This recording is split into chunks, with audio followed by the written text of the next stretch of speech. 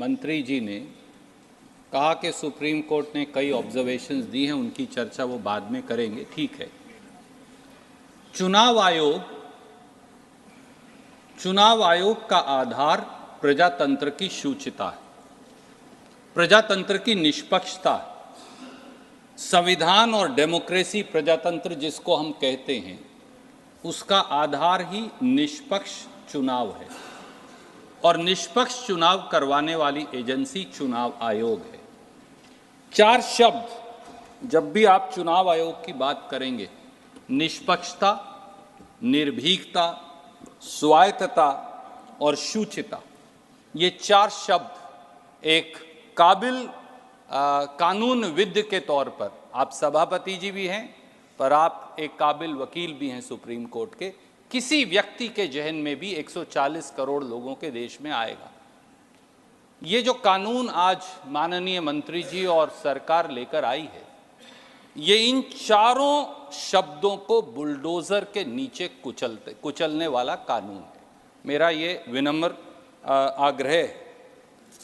और इससे पहले कि मैं बिल के प्रावधानों की चर्चा करूं, सभापति जी, इंडिपेंडेंस ऑफ इलेक्शंस, जिसे अंग्रेजी में कहते हैं, and avoidance of interference of executive, ये इलेक्शन मशीनरी इन दोनों बातों से प्रेरित होगी। ये हमारे संविधान के संविधान निर्माताओं ने कहा। काश आदरणीय कानून मंत्री जी, मेरी और आपकी और इस देश के लोगों की नहीं, तो जो बाबा साहब अंबेडकर ने कहा था और जो संविधान सभा में चर्चा हुई थी, अगर एक नज़र उस पर डाल लेते तो शायद ये इस कानून को अभी वापस ले लेते या बनाते ही, लेकर ही नहीं आते। सभापति जी, बाबा साहब ने क्या कहा था इलेक्टोरल मशीनरी के बारे में, मैं उसके कुछ शब्द आपकी अनुमति से यहाँ पढ़कर बताना चाहूँगा। 15 जून 1949 को संविधान सभा के अंदर इलेक्शन कमीशन और इलेक्टोरल मशीनरी, चुनाव आयोग, प्रजातंत्र की शुचिता और स्वायत्तता, उस पर चर्चा हुई। 2 और सदस्यों ने बड़ी महत्वपूर्ण बातें कही, मैं उनकी तरफ आपका ध्यान आकर्षित करूंगा, पर बाबा साहब ने क्या कहा मैं वो पढ़कर बताना चाहूंगा। And I quote, in a very early stage in the proceedings of the constituent assembly, a committee was appointed to deal with what are called fundamental rights. This is what Baba Sahib is saying. That committee made a report that it should be recognized that the independence of the elections and the avoidance of any interference by the executive in the elections to the legislature should be regarded as a fundamental right and provided for in the chapter dealing with fundamental rights. When the matter came up before the House, it was the wish of the House that while there was no objection to regard this matter as of fundamental importance, it should be provided for in some other part of the Constitution and not in the chapter dealing with fundamental rights. But the House affirmed without any kind of dissent that in the interest of purity and freedom of elections to the legislative bodies, it was of the utmost importance that they should be freed from any kind of interference from the executive of the day. This is what Baba Sahib said. And I quote Baba Sahib Ambedkar further, sir. Therefore, so far as the fundamental question is concerned, that the election machinery should be outside the control of the executive government, there has been no dispute. What Article 289, which today is commensurate to 324, what Article 289 does is to carry out that part of the decision of the Constituent Assembly. It transfers the superintendence, direction and control of the preparation of the electoral rolls and of all elections to Parliament and the legislatures of the states to a body outside the executive. That's what Baba Sahib says. to be called the Election Commission. And sir, not only Baba Sahib Ambedkar, he was reacting to what two other members were saying, and I like to quote two lines from what was said by two members of the Constituent Assembly. One was Professor Shibban Lal Saxena, and I quote him, sir. It is quite possible that some party in power who wants to win next elections may appoint a staunch party man as Chief Commissioner. Unquote. I also quote, sir, Pandit Hridayanath Kunzuru. Quote, we are going in for democracy based on adult franchise. It is necessary, therefore, that every possible step should be taken to ensure the fair working of the electoral machinery. If the electoral machinery is defective or is not efficient or is worked by people whose integrity cannot be dependent upon, the democracy will be poisoned at the source, nay people. Instead of learning from elections how they should exercise their vote, how by judicious use of their vote they can bring about changes in the constitutions and reforms in the administration, will learn only how parties based on intrigues can be formed and what unfair methods they can adopt to secure what they want. In this context, Baba Sahib said that electoral machinery has to be necessarily independent and it has to be necessarily outside the interference of the executive. These were two fundamentals that the Constituent Assembly was unanimous. Constituent Assembly was also unanimous, sir, that a fair and free election, bereft of the interference of the ruling executive, is a fundamental right. Though not included, but the entire spirit of the Constituent Assembly was this. I asked myself, मैं इस माननीय सभापति जी खुद से भी, इस सदन से भी, और हर वो व्यक्ति जो इस बात को सुन रहा है उनसे पूछता हूँ, और स्वयं से जब मैं सवाल पूछता हूँ कि क्या वो कानून जो आप लेकर आए हैं, वो क्या बाबा साहब, संविधान सभा और संविधान सभा ने जो एक वॉइस से, एक मत से कहा था, बगैर लाग लपेट, बगैर राजनीतिक द्वेष के, क्या ये उस मापदंड पर खरे उतरता है? तो मुझे ये कहना पड़ेगा, ये उस पर औंधे मुंह गिरता है. Let me now bring your kind attention to the provisions of the bill, as also the fact that Honorable Minister said that there are just some observations of the Supreme Court. Sir, अगर आप इस कानून को देखें, इस bill को देखें जो वो लेकर आए हैं, तो उसकी मैं ध्यान आकर्षित करना चाहूँगा, और मेरे एक माननीय साथी ने उस पर अमेंडमेंट भी दी है, क्लॉज 7 पर. अब चीफ इलेक्शन कमिश्नर और इलेक्शन कमिश्नर्स की नियुक्तियां कौन करेगा? माननीय मंत्री जी जो कानून का मसौदा लाए हैं उसके मुताबिक माननीय प्रधानमंत्री चेयरपर्सन होंगे उस समिति के, लीडर ऑफ अपोजिशन जो हैं वो मेंबर होंगे, और एक यूनियन कैबिनेट मिनिस्टर जिनको भी प्रधानमंत्री जी चिन्हित करेंगे वो सदस्य होगा. यानी प्रधानमंत्री जी और एक उनके मंत्री जो उनकी मर्जी से चिन्हित किए जाएंगे, उन दो लोगों का बहुमत होगा. सुप्रीम कोर्ट ने सर इसके बारे में क्या कहा था, मैं पहले उसकी तरफ आपके माध्यम से माननीय मंत्री जी का ध्यान आकर्षित करूंगा. 2 मार्च 2023 को लगभग 130 सफ़े के निर्णय में अनूप बरनवाल में जो सुप्रीम कोर्ट ने कहा, मैं उसकी 8 या 9 लाइन इस सदन में पढ़कर बताना चाहूँगा. उन्होंने कहा पैरा 9 में, the adjective alone being involved, and I quote, the adjective alone being involved in the appointment ensures that the commission becomes and remains a partisan body and a branch of the executive. The independence of the commission is intimately interlinked with the process of appointment. Para 165.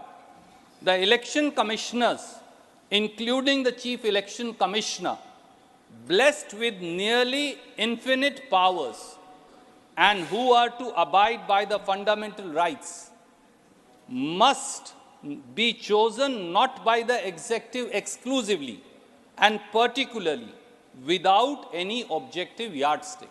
So sir, दो बातें कही गई. पहला कि executive exclusively chief election commissioner और election commissioner की नियुक्ति नहीं कर सकता. दूसरा, किसी ऑब्जेक्टिव यार्डस्टिक के बगैर ये नहीं किया जा सकता. और इसी पैराग्राफ में कोर्ट ने एक कॉशन भी किया. An election commission which does not ensure free and fair polls as per the rules of the game guarantees the breakdown of the foundations of the rule of law. यानी rule of law, कानून के शासन को खत्म कर देगा एक ऐसा चुनाव आयोग जो निष्पक्ष नहीं है, जो एग्जेक्टिव के द्वारा नियुक्त किया जा रहा है या फिर वो एग्जेक्टिव के इंटरफेरेंस से परे नहीं.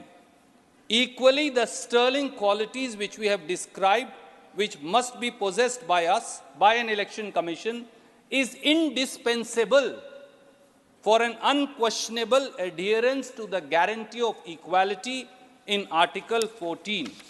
लगभग 230 सफ़े का ये जो जजमेंट है, उसमें दो बातें साफ हैं. Number one, the CEC and the EC, they must be arm's length from the government.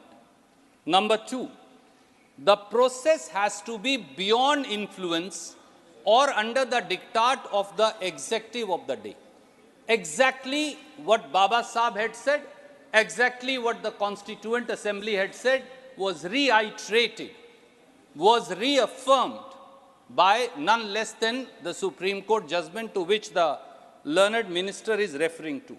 May I say, sir, that clause 7 militates against, I am deliberately using that word, I hope it's not unparliamentary, sir. And I am subject to correction. Surely there could be another word. Yeah, it violates, negates the rigors and the affirmation by the Constituent Assembly, by Baba Sahib Ambedkar, by other individuals and honorable members of the Constituent Assembly.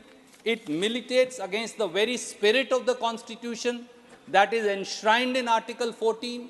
It completely negates and subjugates Election Commission to the authority of the executive, and it does away with, may I respectfully say, it does away with willingly, if I may say maliciously, the judgment of the Supreme Court in toto. And that's why this law is per se like a stillborn child. Thirdly, sir,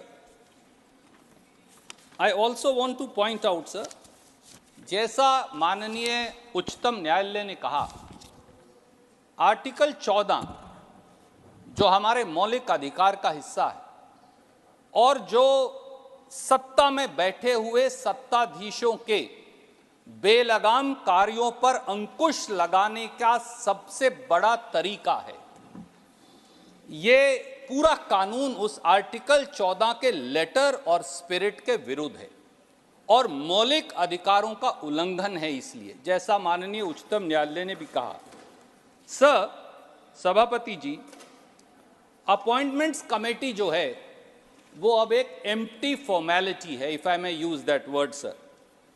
क्योंकि appointment committee है क्या? माननीय प्रधानमंत्री जी हैं और माननीय प्रधानमंत्री जी द्वारा मनोनीत किए गए उनके एक और मंत्री.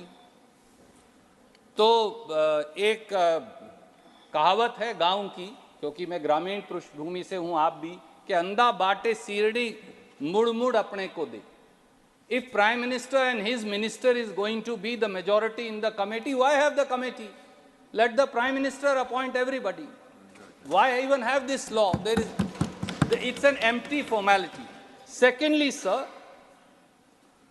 Supreme Court said, Constituent Assembly said, the first law minister of the country, Baba Sahib Ambedkar, said that ruling regimes to nominees make the entire process ineffective and negatory and redundant. And this is what the Supreme Court also said. I want to quote from those 4 lines in para 8 of that judgment, and I quote, sir, like the judiciary. In fact, वो एक कदम आगे गए और उन्होंने कहा चुनाव आयोग में और न्यायपालिका में कोई अंतर नहीं. And I quote, sir, para 8, like the judiciary, the election commission must display fearless independence in the absence of norms regarding the appointment. A central norm, that is institutional integrity, is adversely affected. An independent appointment mechanism would guarantee eschewing of even the prospect of bias. Sir, this is what the Supreme Court said, this is what the framers of the Constitution said, this is what this government is afraid of. I'm saying it with a sense of responsibility, for they don't want an independent election commission and CEC and EC. They want a pocket borough. उन्हें एक जेबी चुनाव आयोग की आवश्यकता है. ये कानून एक जेबी चुनाव आयोग का गठन करेगा. आप जेब से चुनाव आयोग निकालेंगे और जो आप चाहेंगे फिर वो प्रजातंत्र के साथ वो करेगा. इस कानून का फाइनल मतलब यही है सर. यू पिक और चूज का एक फॉर्मूला होगा. Sir, may I respectfully also say sir that it does not pass any kind of constitutional muster. We have to be aware, this is an august house. After all, we have to be aware as to what we are doing and saying and what we are passing. This is manifestly arbitrary. These are ill-conceived attempt. This law is an ill-conceived attempt at consolidating undue executive control, total executive control over the electoral body, that is the Election Commission.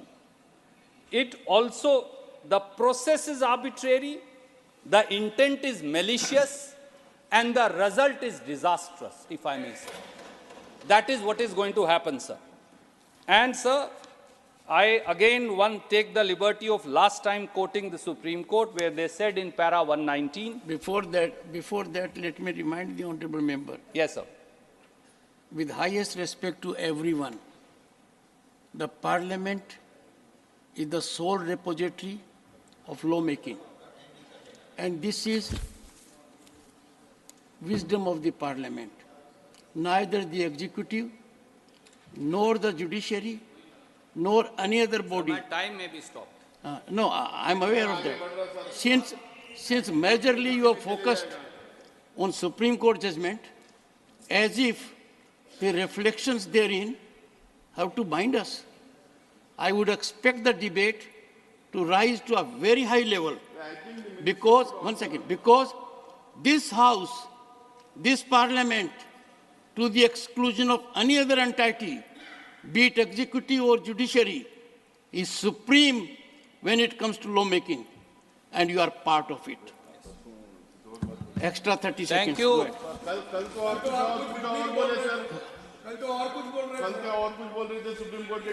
You both are.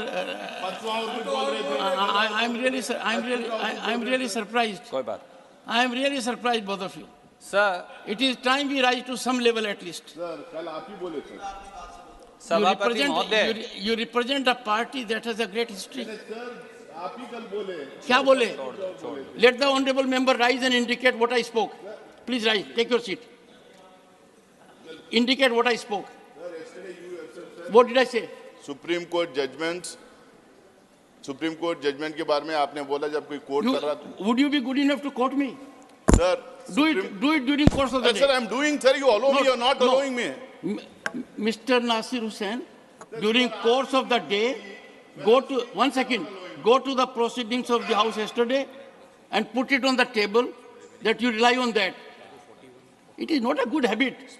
I am only making a plea to the members that we are Parliament of 1/6 of humanity. We are supreme when it comes to lawmaking. We cannot suffer intervention from any other organ, be it executive or judiciary. That's what I'm saying. Honorable member may continue. One sir, please take your seat. If there is a number, if your time comes, take your seat. Yes. Sabhapati ji, let me begin by thanking you for your words of wisdom. You are much seasoned, both in age and experience, both in law as also perhaps in parliamentary practices. You have held many offices. But with all humility may I say, sir, you are 100% right that Parliament is the august body and is the overarching body. It is the fountainhead of democracy. But even the fountainhead of democracy, sir, will have its sanctity when it does not commit arbitrary acts and passes arbitrary law. The fountainhead of democracy must adhere to the very tenets of democracy out of which it is born. There is a power higher than us, and that is democracy itself and the Constitution itself. We may not be the interpreters of Constitution, we are framers of law. It is the Constituent Assembly and the Parliament which continues to amend that Constitution which enacted by the Constituent Assembly.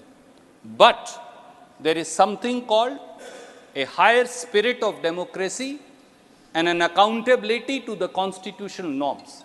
So as I stand today here, sir, and as I say what I say to my esteemed minister, who is very experienced, and I place before you, with you all your wisdom and experience, I must say I am conscious, I am duty bound, and I am answerable to that highest spirit of democracy and the Constitution which was enacted by this very Parliament. And that spirit of the Constitution and that spirit of democracy today tells me, sir, that a law is being brought which will tarnish, bulldoze and sabotage that very democracy and undermine the very constitutional practice that you and me and each one of us swear by. And that is my anguish today, which I seek to place through you before this august House and also place before the Honorable Minister. Supreme Court only interprets the Constitution. They are also defender and protector of the Constitution. Many times we have said that. And I did not quote the Supreme Court in the beginning, may I remind you, sir. I'm only responding to what the Honorable Chair said to me. I began by the words of and the wisdom of Baba Sahib Ambedkar. I began by the wisdom of Constituent Assembly. And this was the only issue. Independence of Election Commission, lack of interference from the political executive, and an electoral machinery which is only and only answerable to the tenets of democracy and fairness and equity was all that the Constituent Assembly was saying. We have seen, we have read through, sir, you've read through, I've read through many times the debates of the Constituent Assembly on many, many facets. Rarely I've found, rarely I may say, and please correct me because you've read perhaps Constituent Assembly debates far more times than I have, but I have also. Rarely I've found that not a single member of the Constituent Assembly disagreed that the fountainhead of democracy is fairness of the electoral process and independence of the election machinery. This was the only issue where the entire Constituent Assembly, irrespective of caste, color, creed, religion, political differences, ideological differentiation, they were unanimous. And that's all that I pointed out to the Honorable Minister. That's why, sir, I did not begin with the judgment of the Supreme Court. And I said, Supreme Court has only affirmed what was said by the Constituent Assembly. May I, sir, also point out? Conclude, please conclude. Yes, sir. I also want to point out that the law and what the Honorable Minister has brought, he negates and ignores not one, not two, but the three committees on the subject, two of which were appointed by your government. And may I just quote, sir? There was the Dinesh Goswami Committee on Electoral Reforms. Perhaps the chair was also a minister at that time in that government, sir. You were a minister. And that government was supported by the Bharatiya Janata Party, sir, then. It said, and I quote the report. It was supported by nearly the entire House except your party. Yes, sir. And what did that report say? So I am only saying, कम से कम जो खुद कहा है भैया उसको तो मान लीजिए, हाथ जोड़कर इतना ही कह रहा हूं, हमारी ना मानिए. Para 1.2 on page 9 of the report says, for CEC appointed by the President in consultation with the Chief Justice, leader of opposition of Lok Sabha, and of course the largest leader of the largest opposition group. For EC, Chief Justice, leader of opposition, and the CEC. This was the recommendation made, ignored by the Honorable Minister. Again, their own Law Commission report number 255 on electoral reforms 2015, headed by Justice A.P. Shah. May I remind the Minister? What did that report say? Para 6 point, I'll just take 3 minutes by the watch. You are eating into the time of your party only. Okay. Go ahead. I don't think so. My party has an objection, sir. Go ahead. And I'm sure the chair has none either. The total time allocation to your party is 41 minutes. Yes, You sir. have taken 24. Yes. Can continue up to 41 if they agree. Okay, sir. Para 6.12.5, sir, of the Law Commission report number 255 of 2015, headed by Justice A.P. Shah. I want to remind the Minister, and I quote, the appointment of all the election commissioners, including the CEC, should be made by the President in consultation with a 3-member collegium or selection committee consisting of the Prime Minister, the leader of opposition in the Lok Sabha or the leader of the largest opposition party in Lok Sabha, and the Chief Justice of India. जब वो law commission की report मानने की बारी आई मंत्री जी, तो आप इस दोनों बातों को खा गए. जो आपके लॉ कमीशन की रिपोर्ट है और आपके use some other word. खा गए नहीं को. आप उसको ओमिट कर गए sir. Okay sir, I stand corrected sir. Because he has unimpeachable credentials. Very well, sir. I concede. Sir, my next short point is, अगर आप क्लॉज 5 ऑफ द बिल को भी ध्यान से देखें तो एक बड़ी यूनिक बात है. पहली बार ये निर्णय कर दिया गया कि चीफ इलेक्शन कमिश्नर और इलेक्शन कमिश्नर अब हिंदुस्तान का कोई नागरिक नहीं हो सकता except one category. There is complete reservation now on who can be CEC and EC, either a serving secretary government of India or a retired secretary government of India. मतलब complete 100% reservation forever आपने कर दी. मैं केवल माननीय मंत्री जी से खुद से भी ये पूछता हूँ, sir, if you were not the speaker, could you not as a jurist be a CEC और ए EC? आई बिलीव एक ऐसा व्यक्ति, और मैं ब्यूरोक्रेसी की कॉम्पिटेंस के बारे में नहीं कह रहा, पर ब्यूरोक्रेट ने तो कभी ना सरपंच का चुनाव लड़ा, ना पंचायत समिति का चुनाव लड़ा, ना जिला परिषद का चुनाव लड़ा, ना MLA का चुनाव लड़ा, ना MP का चुनाव लड़ा, ना किसी कोऑपरेटिव सोसाइटी का चुनाव लड़ा. तो इलेक्शन की लिस्ट और इलेक्शन की मैनेजमेंट वो करेंगे जिन्होंने कभी जिंदगी में कोई चुनाव नहीं लड़ा. ये 100% आपने उनके लिए रिजर्व कर दी. क्या इस पर आप पुनर्विचार करेंगे? एक शॉर्ट पॉइंट ये था सर. एक शॉर्ट पॉइंट और मैं आई वॉन्ट टू मेक. जो एक सर्च कमेटी है जिसके माननीय मंत्री जी अब अमेंडमेंट भी ले आए हैं क्लॉज 6 में, ये सर्च कमेटी जो है ये बड़ी यूनिक है सर, और हिंदुस्तान में जितने और ऐसे कानून हैं उनके बिल्कुल अलग है. अगर आप इस पे देखें, पहले कैबिनेट सेक्रेटरी इसके हेड थे, माननीय मंत्री जी खुद इसके हेड बन गए. So it is now headed by the law minister. We have no problems, but the search committee is now actually a steering committee. This steering committee will now eliminate candidates. Say, sir, I also apply as a former secretary, hypothetically I'm saying, or a serving secretary. They can eliminate any number of inconvenient people that they want. They will only select 5 people. For CVC, for CBI directors, it is not so. The search committee puts up all the names. पर यहाँ तो ये steering committee है, और वो एक कहावत है गांव की कि घर की बही काका लिखड़ियाँ, राजस्थान हरियाणा में कहते हैं. तो सर्च कमेटी कानून मंत्री है और इलेक्शन कमेटी प्रधानमंत्री है और उसके नॉमिनी उनके मंत्री हैं. तो घर की बही काका लिखड़ियाँ, अपनी मर्जी है जो करेंगे. Sir, it can not be steering committee that they have to restrict it to 5 people only. Why not place everybody? I don't know why they want to do so. One more thing, sir. Clause 17 of this bill runs contrary to Article 324(3). If you see Article 324(3), the CEC, the Chief Election Commissioner, is the chairperson of the commission. The constitution framers categorically recognize. So may I just read, it's only 2 lines. Go ahead. When any other election commissioner is so appointed, the chief election commissioner shall act as chairman of the election commission. Sir, वो chief justice हों, वो prime minister हों, वो chief election commissioner हों, उन्हें election commission को regulate करना है।